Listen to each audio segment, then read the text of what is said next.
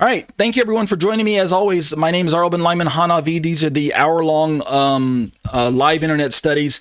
Even though you may only be watching one of the short 5-minute versions of the video, I just want to alert you to the fact that this is an hour-long study.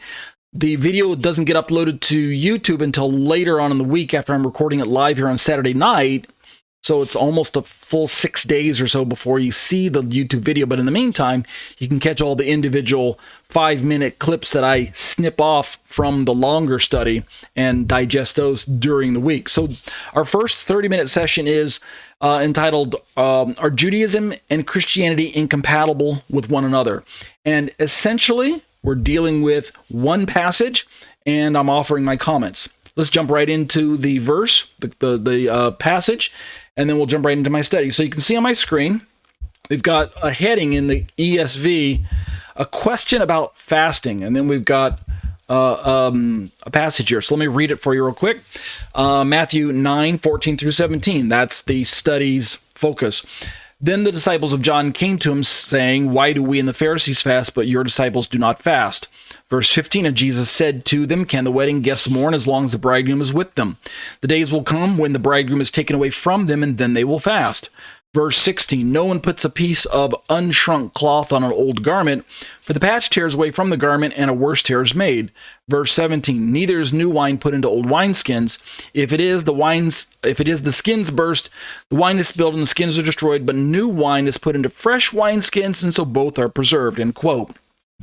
As you can already see from the parable, there is no explanation given by the master. Yeshua doesn't tell us what the parable means. He doesn't even use the word parable here in this version. In Luke, it shows up, the word parable shows up.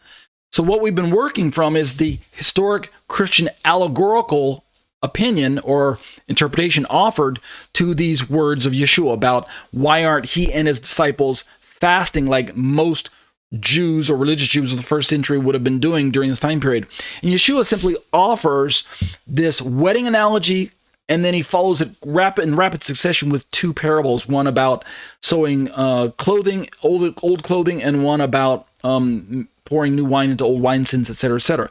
And so Christianity has ascertained that what Yeshua is probably referring to is the fact that Yeshua's own teachings are so radically new that they are going to disrupt the normative religious system of things. The way of approaching God is changing, right? A change is in the air.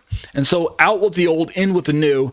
And in this allegory or analogy or interpretation that Christianity has offered for the last 1900, 2000 years or so, it sounds very appealing to Christian, especially Gentile Christians, to say that Jesus is bringing a radical new experience, and Judaism represents that which is old and outdated and needs to be discarded because it's worn out, it's run its course.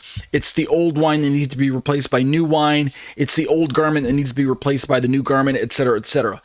And so it sounds all very good and well, except when you're on the receiving end and you're the Jews, and you're the ones who are being pushed out of the picture in favor of this new people group known as Gentile Christianity. The law of Moses is being replaced by the law of Christ. The old covenant is being replaced by the new covenant, right? It doesn't feel very good if you're on the Jewish side of that equation, and rightfully so.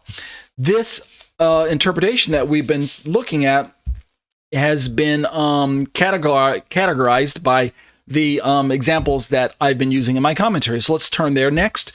As you already know, we looked at Pastor John Piper. We also looked at gotquestions.org. We also looked at John MacArthur. We looked at Pastor David Guzik. And now we're in the summary section, and we're recalling where we went. So follow along with me in my commentary. These are my own thoughts. Finally, from the prevailing views of the Christian camp, this is a summary, we examined the comments of Pastor David Guzik. Again, we stressed the notion that Pastor Guzik is a fine Bible expositor with a solid foundation in the biblical Jesus and a firm grasp of the central truths of the genuine gospel. So what I'm doing is I'm offering you this summary of my own perspective, and what I demonstrated in my study is that when we look at this passage, this is just a snapshot, by the way. when we look at this passage, we end up discussing a topic known as replacement theology. Supersessionism has a little bit of dispensationalism thrown in there. The idea is that how do we understand what Jesus means by patching up old clothing and pouring wine into wineskins? How does that relate to his overall message and his mission when he was here on earth?